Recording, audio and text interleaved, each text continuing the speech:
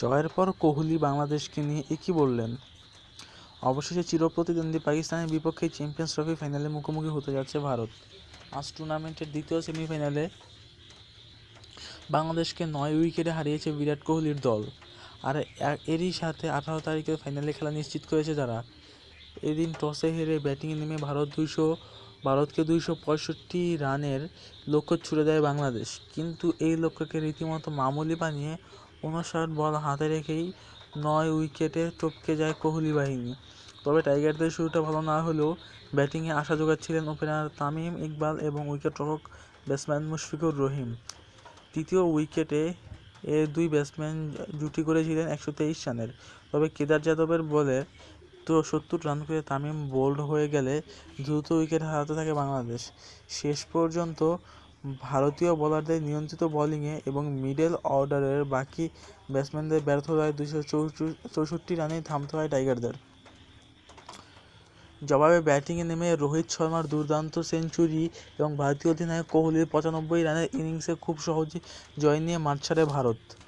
Match শেষে পুরস্কার বিতরণী অনুষ্ঠানে ভারতীয় অধিনায়ক এই জয়ের জন্য দলের টপ অর্ডার ব্যাটসম্যানদের কৃতিত্ব দিয়ে বলেন, এটি আরেকটি পূর্ণাঙ্গ ম্যাচ ছিল। আমাদের একটি স্বচ্ছ ও সমষ্টিগত ম্যাচের দরকার ছিল। আমরা 9 উইকেটে জেতার আশা করিনি, কিন্তু এটি হয়েছে আমাদের টপ অর্ডারের ব্যাটিং কোয়ালিটির কারণে। শুধু ব্যাটসম্যানদেরই নয়, বোলারদেরও প্রশংসা করেছে ভারতীয় অধিনায়ক। বিশেষ করে ডানহাতি অফ ব্রেক বোলার কেদার যাদবের কথা উল্লেখ করে কোহলি বলেন, সে কোনো সারপ্রাইজ প্যাকেজ নয়, বরং তার থেকেও মারাত্মক কিছু। সে জানে কোথায় বল ফেলতে হবে এবং উইকেট কীরূপ অবস্থানে থাকে। কোহলি আরও বলেন, এটি 300 রানের কাছাকাছি হতে পারত। আমি নিজেকে কিছু সময় দিতে চেয়েছিলাম, 10 থেকে 15 বল। এর আগের বার আমি একটি উইকেট হারিয়েছি, সুতরাং আমাকে থিতু হতে হতো। আমি এইসব চ্যালেঞ্জ নিতে পছন্দ করি। আমি আত্মবিশ্বাসের মধ্যে থেকেই বড় হয়েছি। আপনি যখন শর্ট বল খেলতে পারবেন তখন বুঝতে পারবেন আপনি ভালো খেলছেন। এই ম্যাচটিকে শুধুমাত্র আরেকটি ম্যাচ ধরে খেলেছেন বলেও জানালেন ভারতীয় অধিনায়ক।